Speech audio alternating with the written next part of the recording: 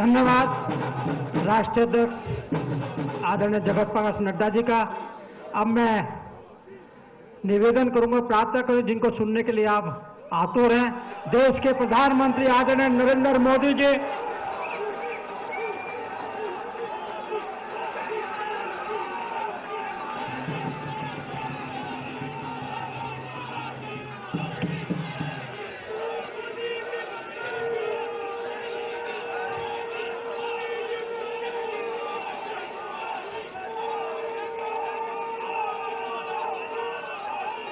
जो लोग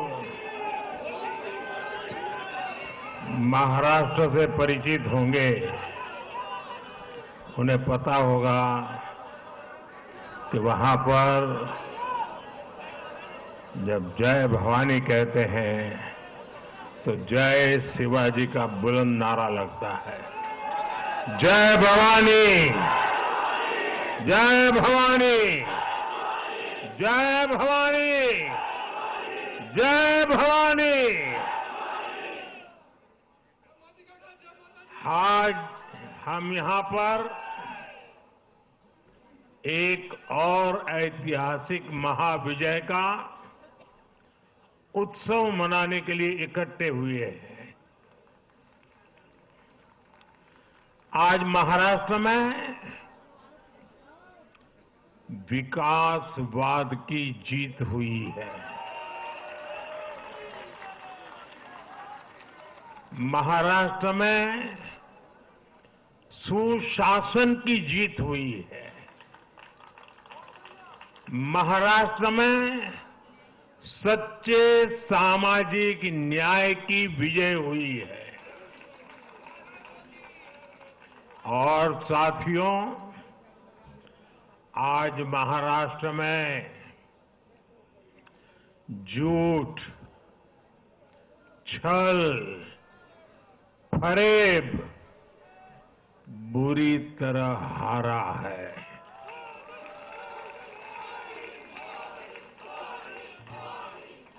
विभाजनकारी ताकतें हारी है। आज नेगेटिव पॉलिटिक्स की पराजय हुई है। आज परिवारवाद की हार हुई है। आज महाराष्ट्र ने विकसित भारत के संकल्प को और मजबूत किया है। मैं देश भर के भाजपा के, एनडीए के सभी कार्यकर्ताओं को बहुत बहुत बधाई देता हूं, उन सबका अभिनंदन करता हूं।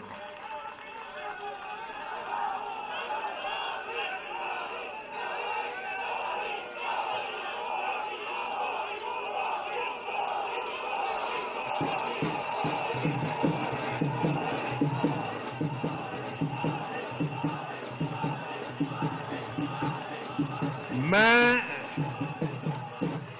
श्री एकनाथ शिंदे जी, मेरे परम मित्र देवेंद्र फडणवीस जी,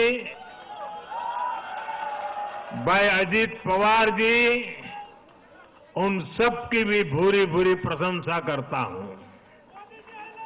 साथियों, आज देश के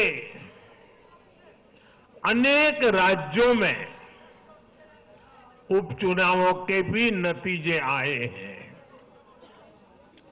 नड्डा जी ने विस्तार से बताया है, इसलिए मैं विस्तार में नहीं जा रहा हूं। लोकसभा की भी हमारी एक सीट और बढ़ गई है।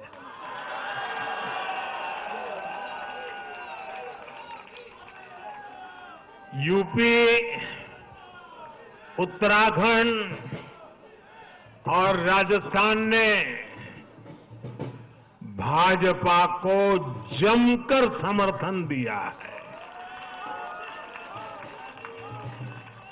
असम के लोगों ने भाजपा पर फिर एक बार भरोसा जताया है। मध्य प्रदेश में भी हमें सफलता मिली है। बिहार में भी एनडीए का समर्थन बढ़ा है।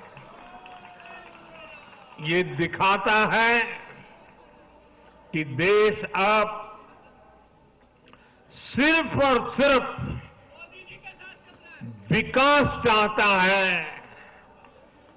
मैं महाराष्ट्र के मतदाताओं का, हमारे युवाओं का, विशेषकर माताओं बहनों का, हमारे किसान भाई बहनों का, देश की जनता का आदरपूर्वक नमन करता हूं। साथियों, मैं झारखंड की जनता को भी नमन करता हूं। झारखंड के तेज विकास के लिए हम अब और ज्यादा मेहनत से काम करेंगे और इसमें भाजपा का एक एक कार्यकर्ता अपना हर प्रयास करेगा। साथियों, छत्रपती शिवाजी महाराजांच्या महाराष्ट्राने आज दाखवून दिले तुष्टीकरणाचा सामना कसा करायचा।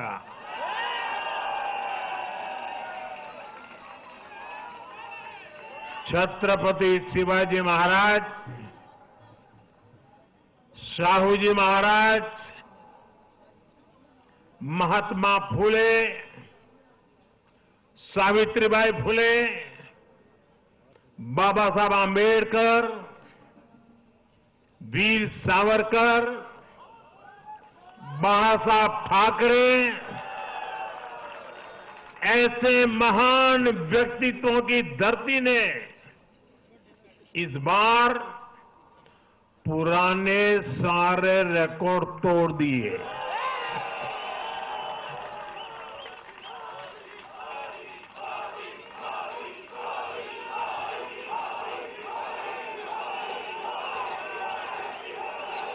और साथियों, बीते 50 साल में किसी भी पार्टी या किसी भी प्री पोल अलायंस के लिए ये सबसे बड़ी जीत है 50 साल के बाद।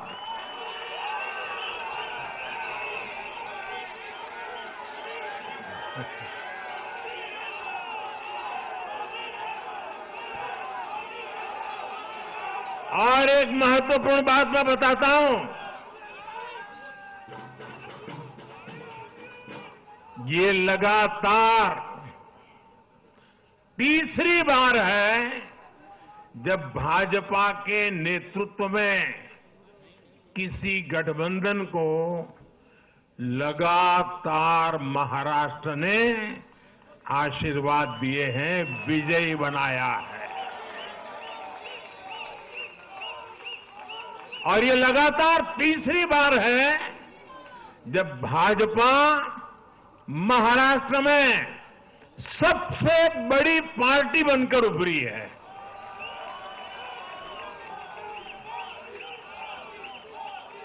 साथियों, ये निश्चित रूप से ऐतिहासिक है। ये भाजपा के गवर्नेंस मॉडल पर मुहर है।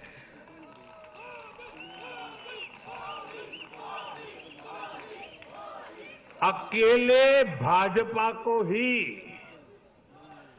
कांग्रेस और उसके सभी सहयोगियों से कहीं अधिक सीटें महाराष्ट्र के लोगों ने दी है।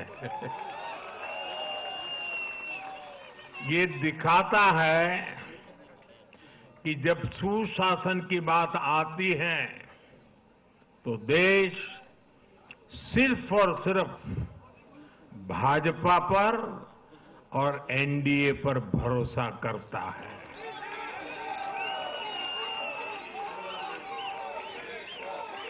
साथियों, एक और बात है जो आपको और खुश कर देगी। महाराष्ट्र देश का छठा राज्य है जिसने भाजपा को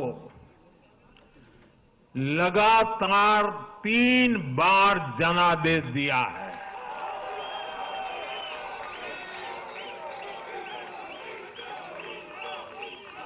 इससे पहले गोवा, गुजरात, छत्तीसगढ़, हरियाणा और मध्य प्रदेश में हम लगातार 3 बार जीत चुके हैं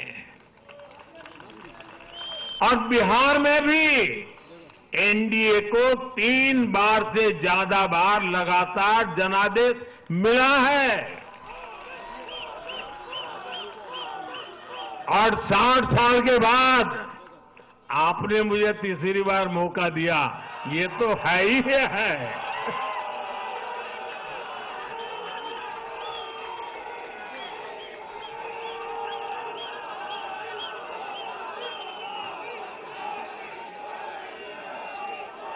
ये जनता का हमारे सुशासन के मॉडल पर विश्वास है और इस विश्वास को बनाए रखने में हम कोई कोर कसर बाकी नहीं रखेंगे। साथियों, मैं आज महाराष्ट्र की जनता जनार्दन का विशेष अभिनंदन करना चाहता हूं। लगातार तीसरी बार स्थिरता को चुनना ये महाराष्ट्र के लोगों की सूझबूझ को दिखाता है। हां, बीच में जैसा अभी नड्डा जी ने विस्तार से कहा था, कुछ लोगों ने धोखा करके अस्थिरता पैदा करने की कोशिश की, लेकिन महाराष्ट्र ने उनको नकार दिया है और उस पाप की सजा मौका मिलते ही दे दी है।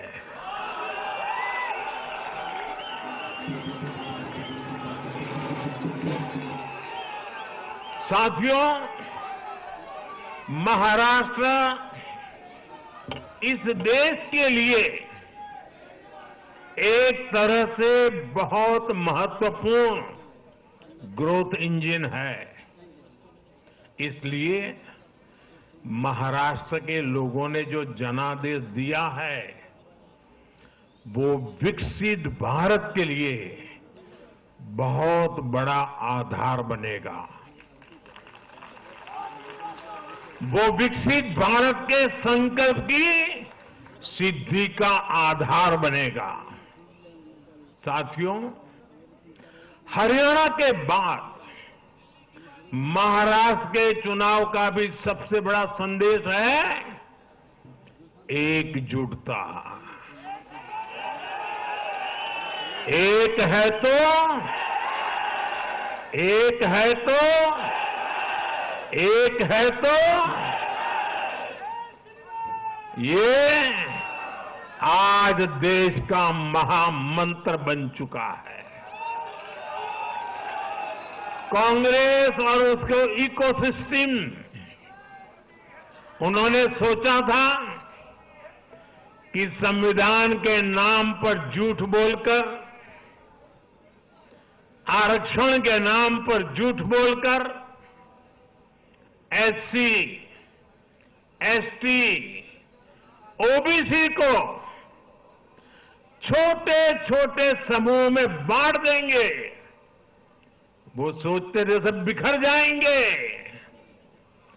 कांग्रेस और उसके साथियों की साजिश को महाराष्ट्र ने सिरे से खारिज कर दिया है।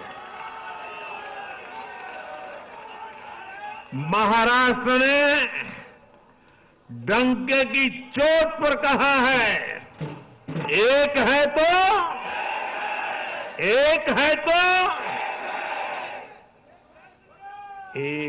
तो सेब है के भाव ने जाति, धर्म, भाषा और क्षेत्र के नाम पर लड़ाने वालों को सबक सिखाया है, सजा की है।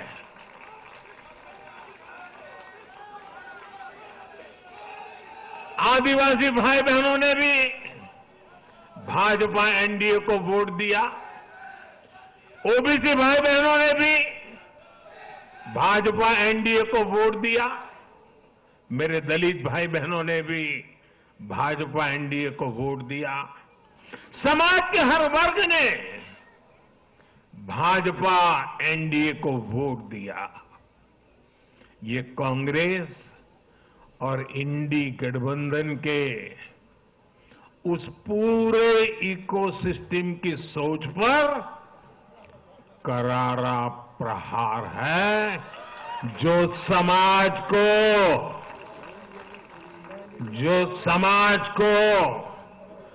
बांटने का एजेंडा चला रहे थे। साथियों,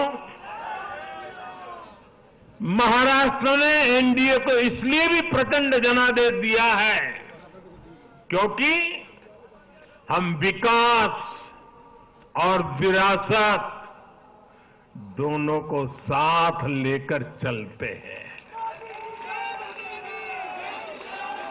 महाराष्ट्र की धरती पर इतनी विभूतियां जन्मी है, बीजेपी और मेरे लिए छत्रपति शिवाजी महाराज आराध्य पुरुष है।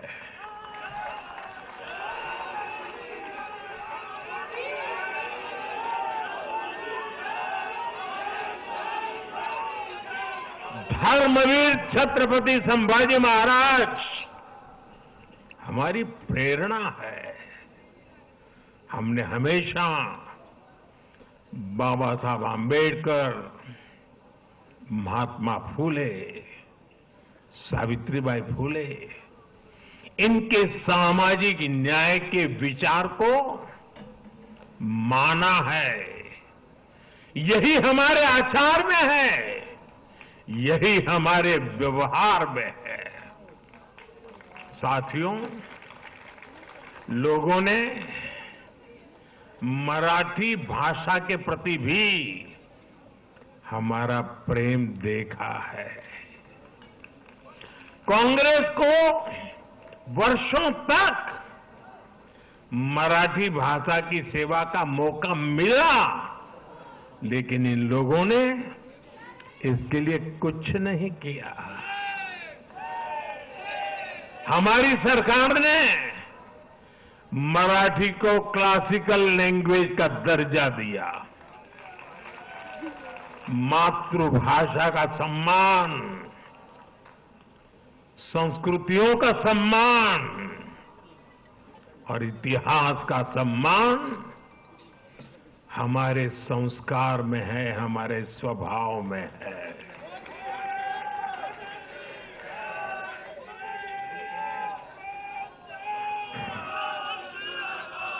और मैं तो हमेशा कहता हूं, मातृभाषा का सम्मान मतलब अपनी मां का सम्मान।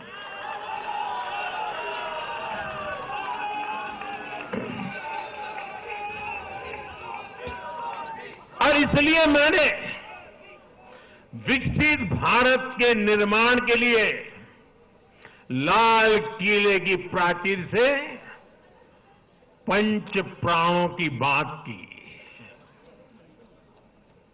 हमने इसमें विरासत पर गर्व को भी शामिल किया। जब भारत विकास भी और विरासत भी इसका संकल्प लेता है तो पूरी दुनिया इसे देखती है। आज विश्व हमारी संस्कृति का सम्मान करता है। क्यों? क्योंकि हम इसका सम्मान करते हैं। अब अगले 5 साल में महाराष्ट्र विकास भी विरासत भी के इसी मंत्र के साथ तेज गति से आगे बढ़ेगा।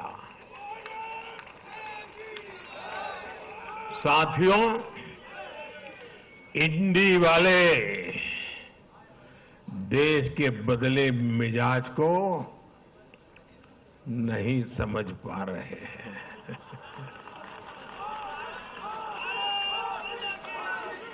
ये लोग सच्चाई को स्वीकार करना ही नहीं चाहते। ये लोग आज भी भारत के सामान्य वोटर के विवेक को कम करके आंकते हैं। देश का वोटर, देश का मतदाता अस्थिरता नहीं चाहता। देश का वोटर नेशन फर्स्ट की भावना के साथ है। जो कुर्सी फर्स्ट का सपना देखते हैं, उन्हें देश का वोटर पसंद नहीं करता। साथियों, देश के हर राज्य का वोटर दूसरे राज्यों की सरकारों का आकलन भी करता है। वो देखता है कि जो एक राज्य में बड़े बड़े प्रॉमिस करते हैं, उनकी परफॉर्मेंस दूसरे राज्य में कैसी है।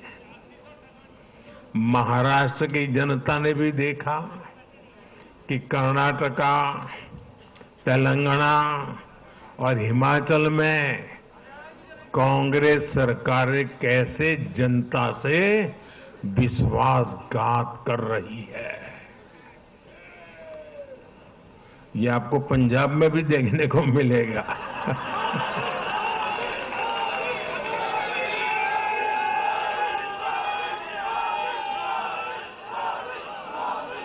जो वादे महाराष्ट्र में किए गए, उनका हाल दूसरे राज्यों में क्या है। इसलिए कांग्रेस के पाखंड को जनता ने खारिज कर दिया है। कांग्रेस ने जनता को गुमराह करने के इसके लिए जो दूसरे राज्यों के अपने मुख्यमंत्री तक मैदान में उतारे, तब भी इनकी चाल सफल हो नहीं पाई। इनके ना तो झूठे वादे चले और ना ही खतरनाक एजेंडा चला। साथियों, आज महाराष्ट्र के जनादेश का एक और संदेश है। पूरे देश में सिर्फ और सिर्फ एक ही संविधान चलेगा।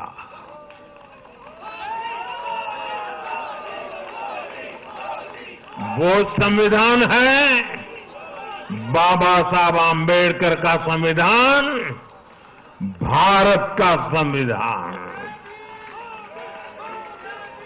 जो भी सामने या पर्दे के पीछे देश में दो संविधान की बात करेगा, उसको देश पूरी तरह से नकार देगा। कांग्रेस और उसके साथियों ने जम्मू कश्मीर में फिर से आर्टिकल 370 की दीवार बनाने का प्रयास किया।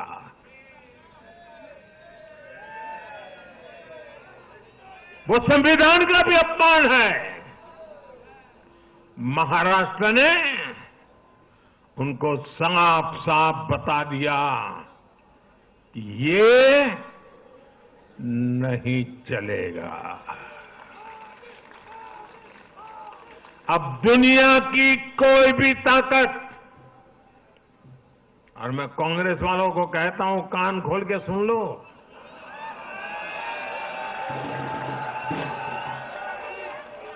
उनके साथियों को भी कहता हूं, अब दुनिया की कोई भी ताकत 370 को वापस नहीं ला सकती।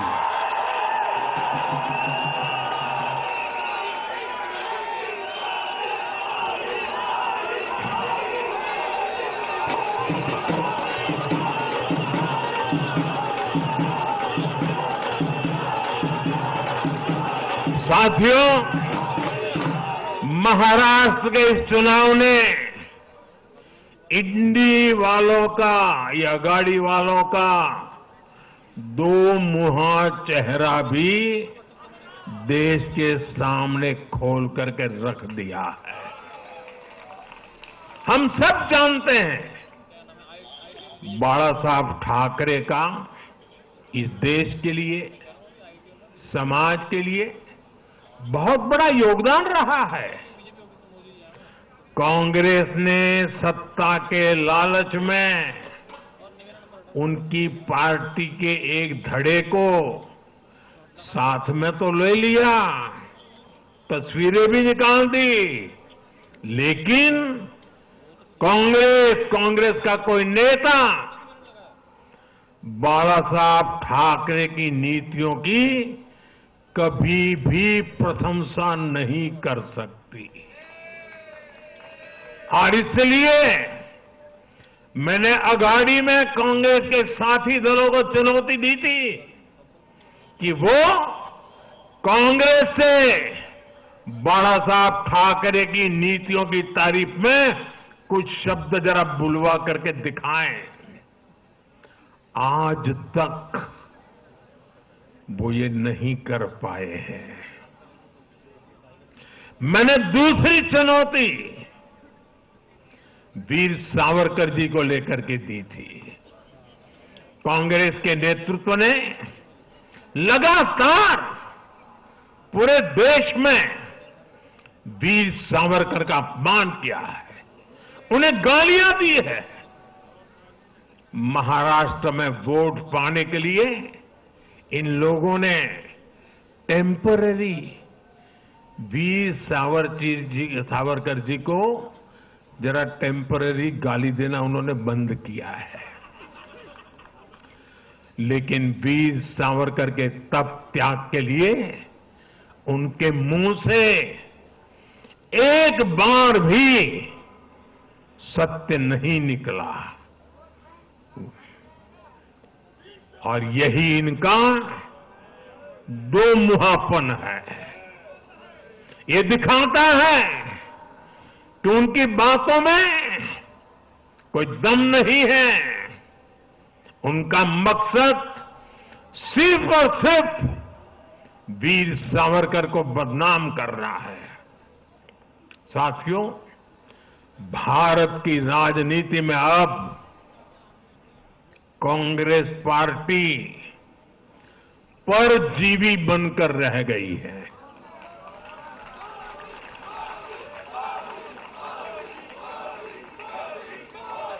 कांग्रेस पार्टी के लिए अब अपने दम पर सरकार बनाना लगातार मुश्किल हो रहा है। हाल ही के चुनावों में जैसे आंध्र प्रदेश, अरुणाचल प्रदेश, सिक्किम, हरियाणा और आज महाराष्ट्र में उनका सुपड़ा साफ हो गया।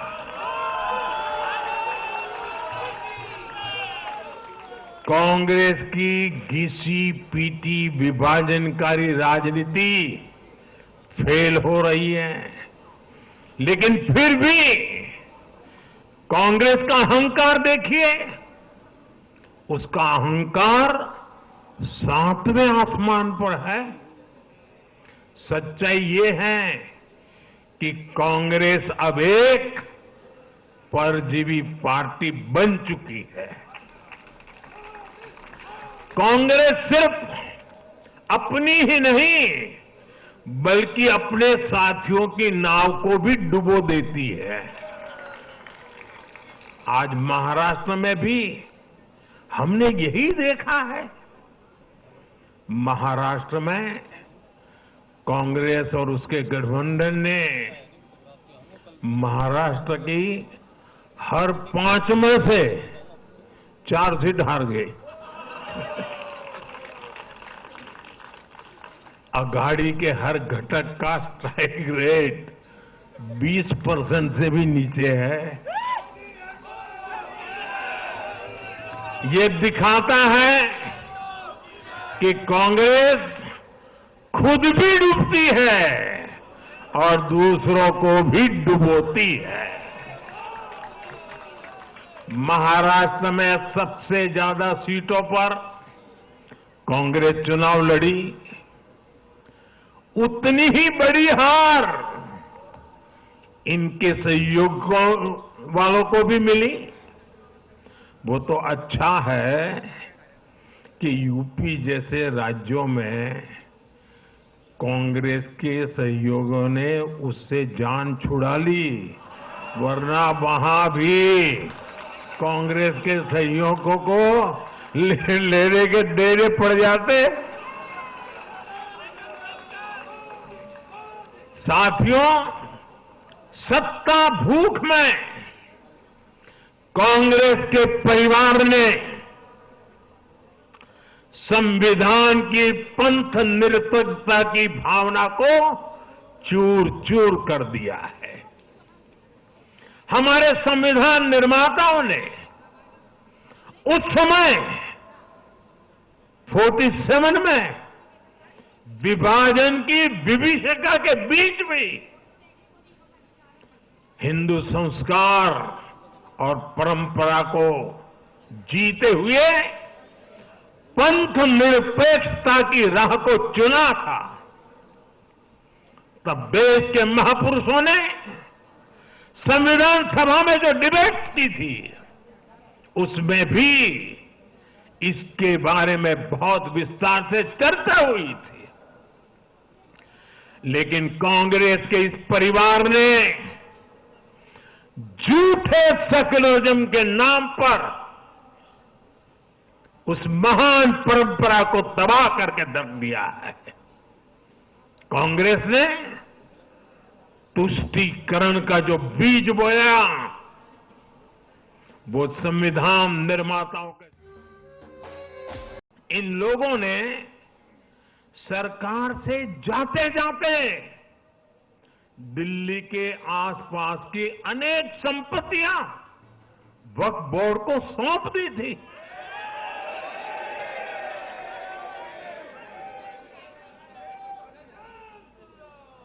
बाबा साहब आंबेडकर जी ने जो संविधान हमें दिया है ना, जिस संविधान की रक्षा के लिए हम प्रतिबद्ध है, संविधान में वक्फ कानून का कोई स्थान ही नहीं है।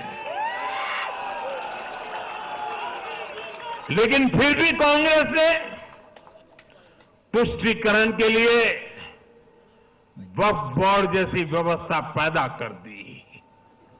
ये इसलिए किया गया ताकि कांग्रेस के परिवार का वोट बैंक बढ़ सके। सच्ची पंथ निरपेक्षता को कांग्रेस ने एक तरह से मृत्यु दंड देने की कोशिश की है।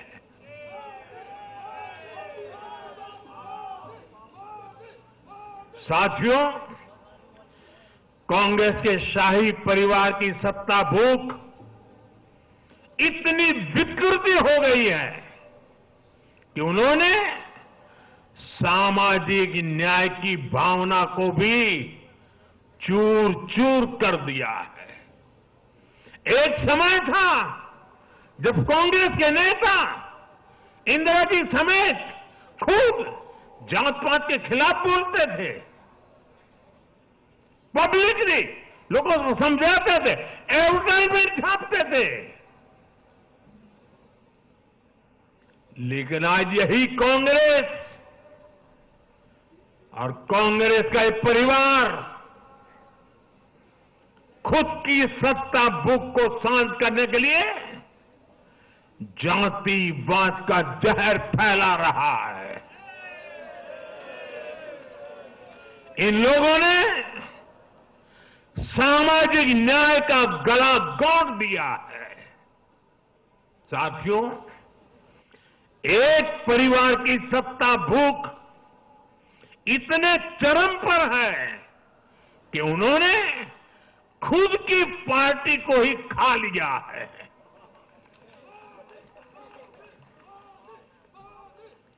देश के अलग अलग भागों में कई पुराने जमाने के कांग्रेस कार्यकर्ता हैं, पुरानी पीढ़ी के लोग हैं जो अपने जमाने की कांग्रेस को ढूंढ रहे हैं। लेकिन आज की कांग्रेस के विचार से, व्यवहार से, आदत से उनको ये साफ पता चल रहा है कि ये वो कांग्रेस नहीं है। इसलिए कांग्रेस में आंतरिक रूप से असंतोष बहुत ज्यादा बढ़ रहा है। उनकी आरती उतारने वाले भले आज इन खबरों को दबा के रखे, लेकिन भीतर आग बहुत बड़ी है। असंतोष की ज्वाला भड़क चुकी है। सिर्फ एक परिवार के ही लोगों को कांग्रेस चलाने का हक है। सिर्फ वही परिवार काबिल है, दूसरे नाकाबिल हैं। परिवार की सोच ने, इस जीत ने कांग्रेस में एक ऐसा माहौल भी बना दिया कि किसी भी समर्पित कांग्रेस कार्यकर्ता के लिए वहां काम करना मुश्किल हो गया है। आप सोचिए, कांग्रेस पार्टी की प्राथमिकता आज सिर्फ और सिर्फ परिवार है। देश की जनता उनकी प्राथमिकता नहीं है। और जिस पार्टी की प्राथमिकता जनता न हो, वो लोकतंत्र के लिए बहुत ही नुकसानदायी होती है। साथियों, कांग्रेस का परिवार सत्ता के बिना जी नहीं सकता।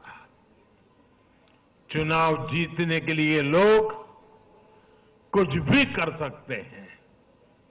दक्षिण में जाकर उत्तर को गाली देना, उत्तर में जाकर के दक्षिण को गाली देना, और विदेश में जाकर देश को गाली देना।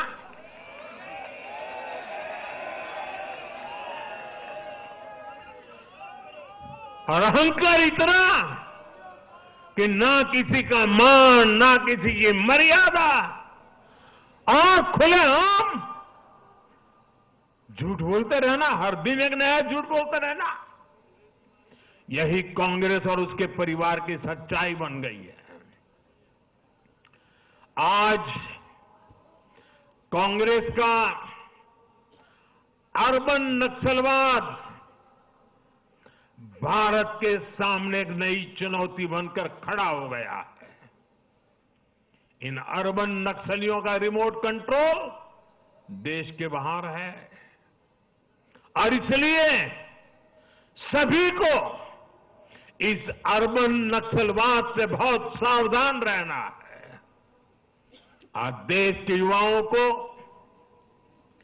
हर प्रोफेशनल को कांग्रेस की हकीकत को समझना बहुत जरूरी है। साथियों, जब मैं पिछली बार भाजपा मुख्यालय आया था, तो मैंने हरियाणा से मिले आशीर्वाद पर आपसे बात की थी, तब हमें गुरुग्राम जैसे शहरी क्षेत्र के लोगों ने भी अपना आशीर्वाद दिया था। अब आज मुंबई ने, पुणे ने, नागपुर ने, महाराष्ट्र के ऐसे सभी बड़े शहरों ने अपनी स्पष्ट राय रखी है।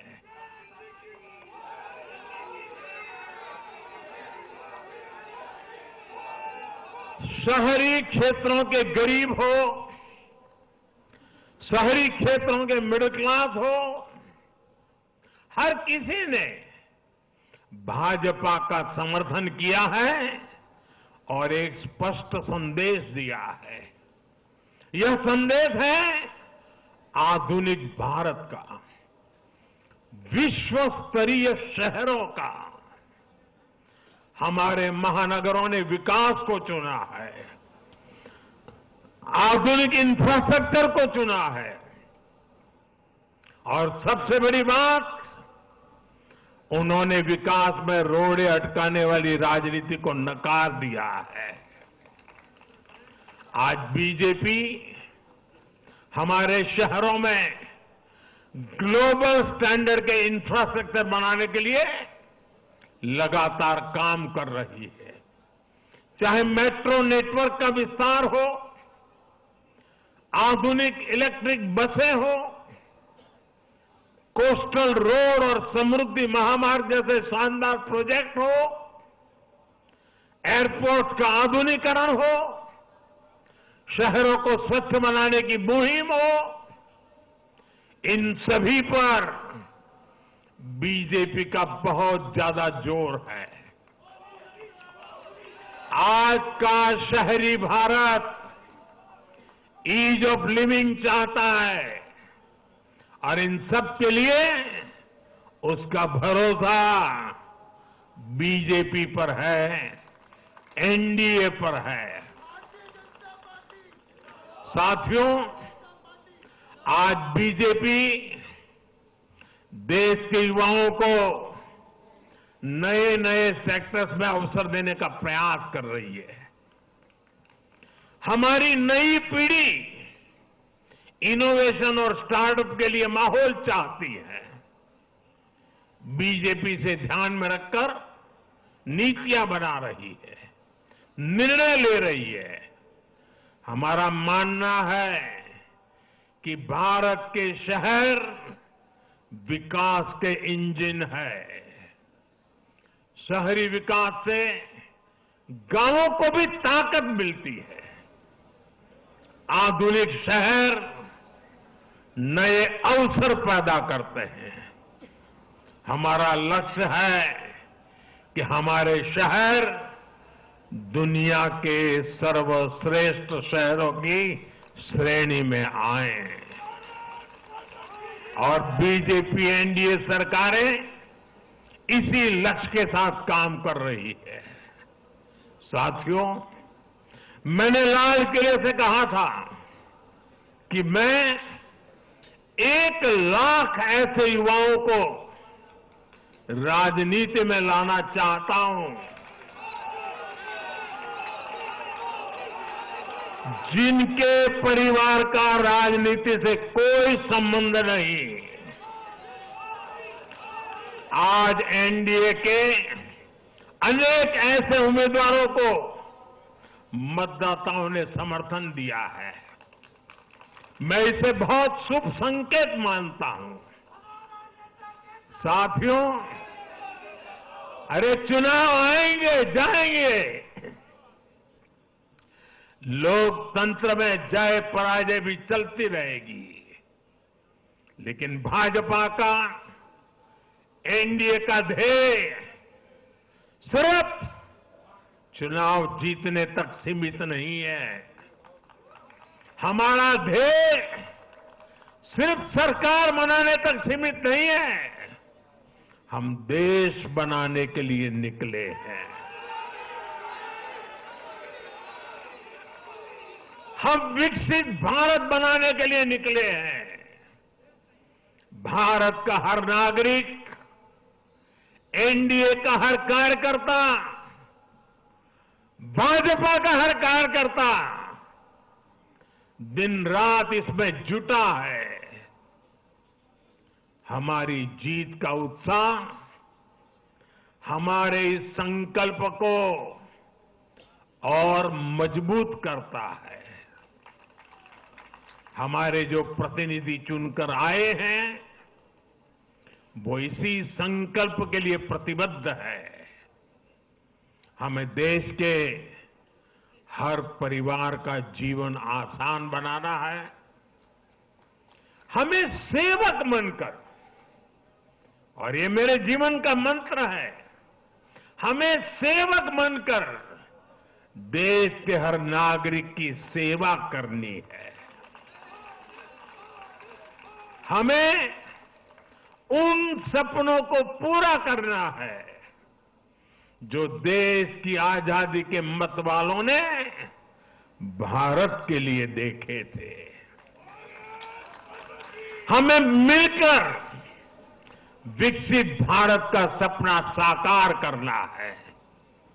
सिर्फ 10 साल में हमने भारत को दुनिया की 10वीं सबसे बड़ी इकोनॉमी से दुनिया की 5वीं सबसे बड़ी इकोनॉमी बना दिया।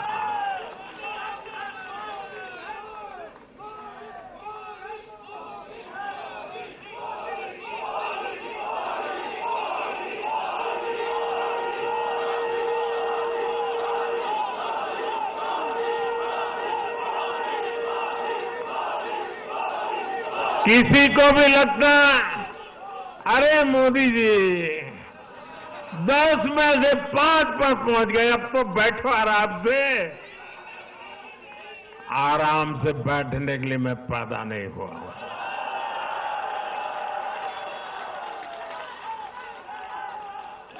वो दिन दूर नहीं जब भारत दुनिया की तीसरी सबसे बड़ी अर्थव्यवस्था बन के रहेगा।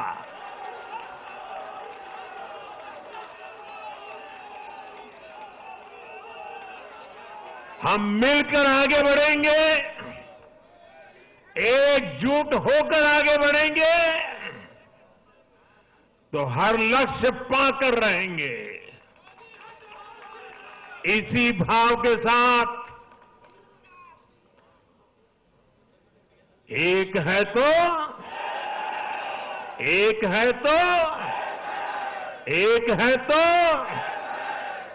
मैं एक बार फिर आप सभी को बहुत बहुत बधाई देता हूं, देशवासियों को बधाई देता हूं, महाराष्ट्र के लोगों को विशेष बधाई देता हूं। मेरे साथ बोलिए भारत माता की, भारत माता की, भारत माता की, भारत माता की, भारत माता की। वंदे वंदे वंदे वंदे वंदे वंदे वंदे वंदे। बहुत बहुत धन्यवाद।